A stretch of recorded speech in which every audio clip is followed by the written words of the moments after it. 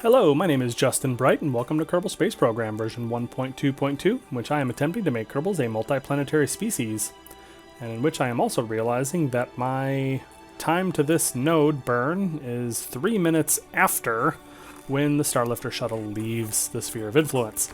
So, what I had been doing previously was sending out the Starlifter shuttle with some astronauts to get some experience in science from outside of Kerbin's sphere of influence, and also trying to land this big carbonite driller rig. So, what I think we're going to do is we're just going to go ahead and burn to get this thing within orbit of Minmus, and then we'll go deal with the Starlifter shuttle afterwards, since theoretically it should have just kicked out into interplanetary space and not need my attention quite yet.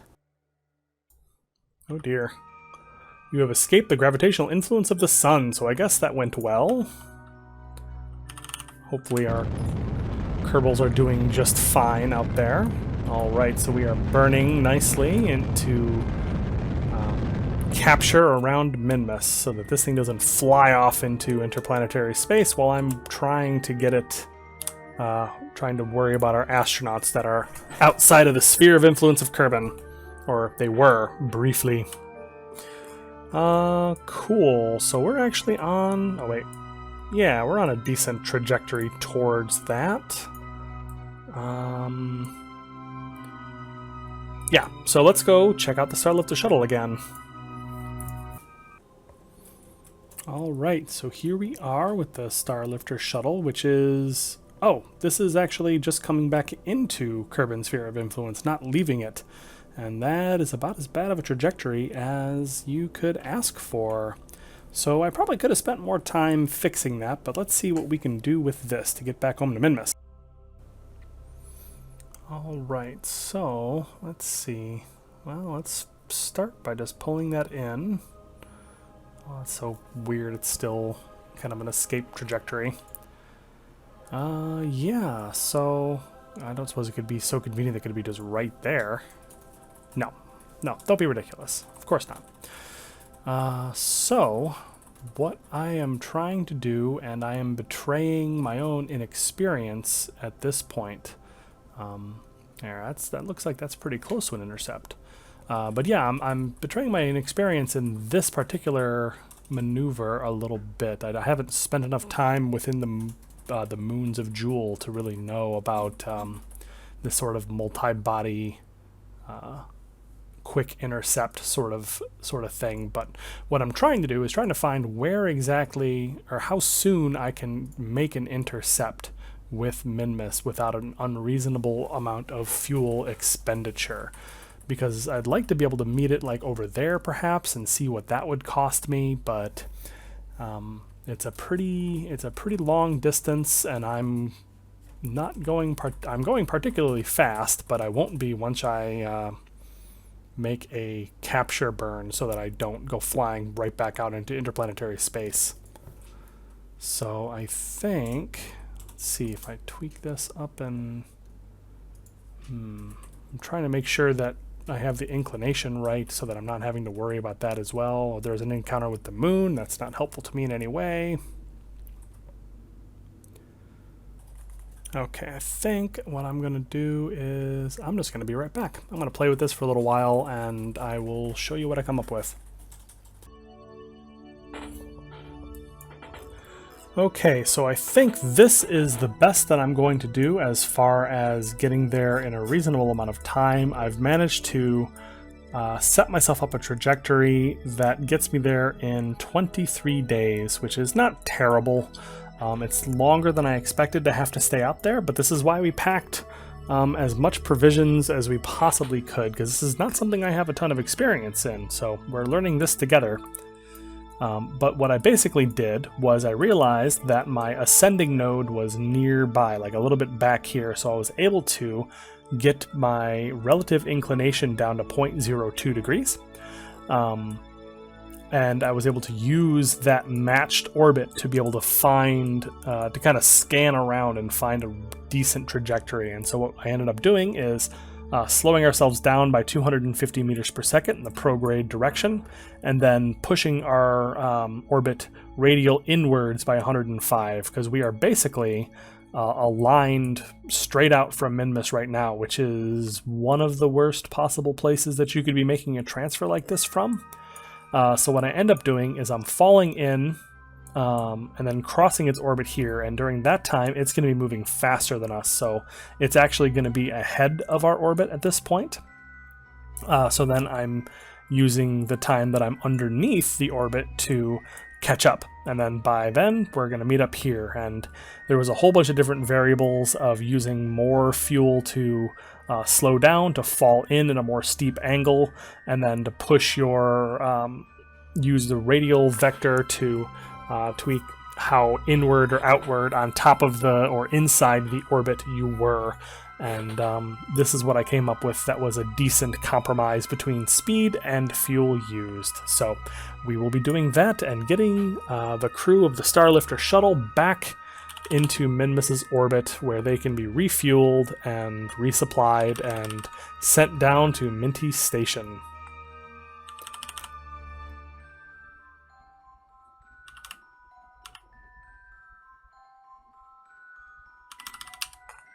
Two, one, burn. Never get sick of seeing these gigantic penguin engines in use. It's a little bit ridiculous, this 3.75 meter to 3.75 meter vacuum engines that I'm using on this thing. I'm sure that there's better designs, but this thing just makes me really happy in how neat looking it is. Rotate without breaking anything. It makes the ring look spinning faster. Oh, physics. So slow down. Just want to be able to see this thing looking kind of right side up. We can actually close this heat shield while we are flying, not that it matters. And here we go. We are... Oops. And boom, 0.0. That gets us our intercept in 23 days, which should be actually a really nice intercept, 118 meter periapsis over Minmus. So let's go ahead and put that on the alarm clock. All right, so the carbonite driller is coming in, and we are now going to be setting up our intercept trajectory. That's a little bit of a grandiose way of saying we're just lining up our approach. So we're going to burn a bit normal so that we will cross this position, although Minmus is going to be rotating a bit, so we're just kind of making some gross adjustments ahead of time so that we are a little bit closer than we were. Because as you can see, now Minmus is rotating out from under us, so we're going to have to adjust our inclination again. But that's fine, we're getting pretty close. And hopefully I picked a relatively flat spot. Oops, I actually didn't... I needed to have, at this point, started my descent. I have not done that either. There we go. I just kind of picked a random spot. Like, this is not actually important in any way. I just wanted to get, basically it's just the biome that matters, where we're going to be landing. So hopefully as we come down this is not going to be so bad. But yeah, so I've used the what do you call it? Ooh, why are you wiggling like that? That's weird. So I used our narrowband scanner in orbit to determine which biomes have carbonite, and honestly it's most of them, and they all have about between 4.3 and 4.5% concentration, so it's really not important where this thing lands. So I'm just hoping to find that this random spot that I picked has a decently shallow slope. So let's put down these landing legs and start cutting our velocity. Those landing legs look so paltry. I'm so used to the gigantic ones from Space Y. Oh look, there's the moon peeking right over the horizon as we come down. to land. So as we're landing, one thing you'll notice I've left up is we have 22 days and 5 hours and 54 minutes until the Starlifter shuttle arrives back in Minmus's sphere of influence. Just after that... Whoa. I think having my mouse hovered over the alarm clock window shuts off all of my input. So that was terrifying. Anyways, since I have distractedly pushed myself back up into having a positive vertical speed for a second there, we have 23 days until the Starlifter shuttle arrives back in Minmus's orbit. And immediately after that, just 15 more days, and the Duna Surveyor, which we sent out so many episodes ago, is finally going to be arriving around Duna. And that made me realize that we are actually really close to a decent conjunction with Duna, so we may send out some more stuff to Duna in the next episode. Or in one that's coming up shortly. Probably the next one. Alright, so we are landed with the Carbonite Driller, so let's use this occasion. You can close this, extend all radiators, shoomp. Those gigantic things should keep this nice and cool. Alright, I have no idea if this is going to work. So let's deploy these drills. I'm anxious and hoping that this is going to work out as well as I hope, because we are now far away from all of my other base modules, so we should not be getting any of that input lag, but the idea is I want to have a bunch of these types of things that look a lot like this all over the surface of Minmus, digging up all kinds of materials. Okay, start Carbonite Drill. 0.043. Good lord. Yeah, so I think it's definitely like divided by 100. So it takes the what do you call it? It takes the load percentage or the ore concentration. That's the word I'm looking for. The resource concentration, and then just divides it by 100, and that's what you get as far as per second. Which is, I mean, that's fine, but gosh, that just feels so slow. Which is why we have 8 drills. Start the Carbonite Drill. Start the Carbonite Drills. Okay, so now we have 8 drills going, so let's see how we're doing here. Minus 0.35 per second. That's awesome. That's fabulous. That feels a lot faster anyways, and I don't know how long it's going to take before that gets kind of taken out by, what do you call it, the logistics. So hopefully that works as well. So I should probably stick around until I see that. So let's F5. And my hope is that with all of these drills that I'm gonna see this move out, because I think it's like half, maybe? Does it have to be halfway full?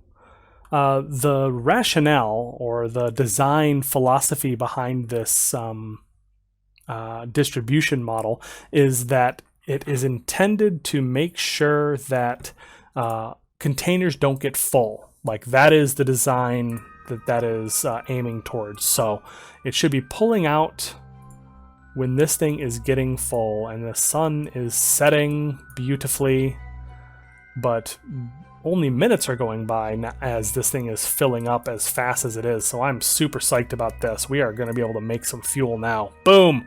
Yes! We have carbonite in our planetary logistics. And we should be getting carbonite in our planetary logistics fairly rapidly. I feel like that was, what, an hour and a half, and we were able to drop 500 units, and we'll be able to turn that directly into fuel at our at Minty Station. So let's go see.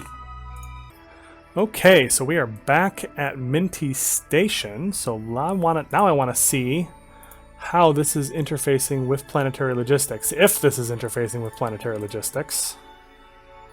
I hope this is... Oh, do I not have... Hold on, I thought...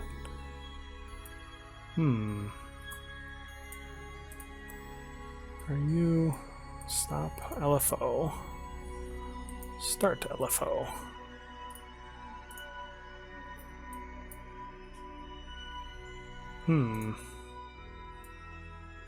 Is it...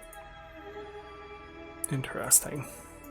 I wonder if this is not flowing, or for what reason is this not flowing, is the question. Is it because I only have... Shoot, I may not have the right module to access planetary logistics.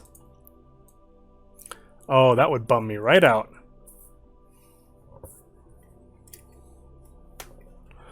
That would bum me right out. Yeah, because I only have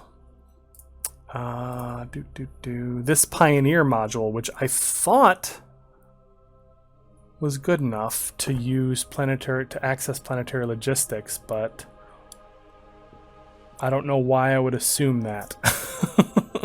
So I don't know why I would have assumed that that would work, but it would work with... I would need the bigger one for the other module. So, yeah, I think it may just be that I'm just not accessing it whatsoever, which is a humongous shame. Like, I almost don't even need this here in that case. Ah, shoot. Ah, shoot. What's the best way to go about this? Because I'm probably going to want this base to be able to deal with planetary logistics at some point, so I may need to just suck up the lag and send something out. Oh, that's super unfortunate. And I have no one to blame but myself. Now let me just make sure. Maybe just make absolutely certain that I'm screwing up here. So the only person in the Duna Pioneer module is Cabell. Cabell Kerman is a colonist, so you're not useful in any way. Cabell, I'm going to move you to one of the habitation modules. Okay, so what I'm looking for is a quartermaster. I know I have one. I have a geologist, I have a farmer and a miner. Colonist. Quartermaster, Janine. Jen Ann, actually, weirdly. Where are you? That's not actually helpful in any way. Janan. I just kind of threw Kerbals in here willy-nilly.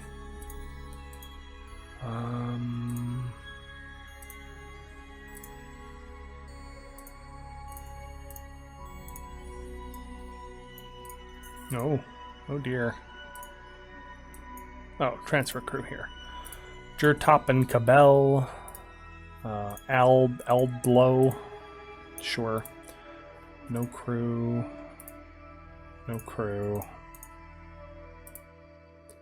Gurley. The girliest of Kermans. Chad Brett. Oh my god, that is the broest name I've ever heard in my life. Janan. Go to the Pioneer module. Not the Kerbitat. Pioneer module. Yeah, that didn't do me any good.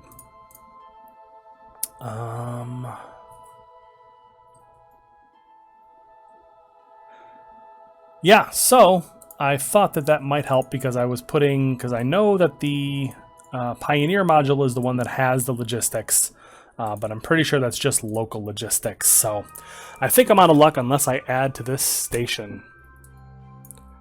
Well, we are halfway there. We are closer than we were before. We have drills, and we have shown proof of concept that we can put unmanned resource gathering vessels in various places on Minmus and pull resources into planetary logistics for use at assembly plants across the body, across the moon, which is really super exciting. So I'm pumped about that.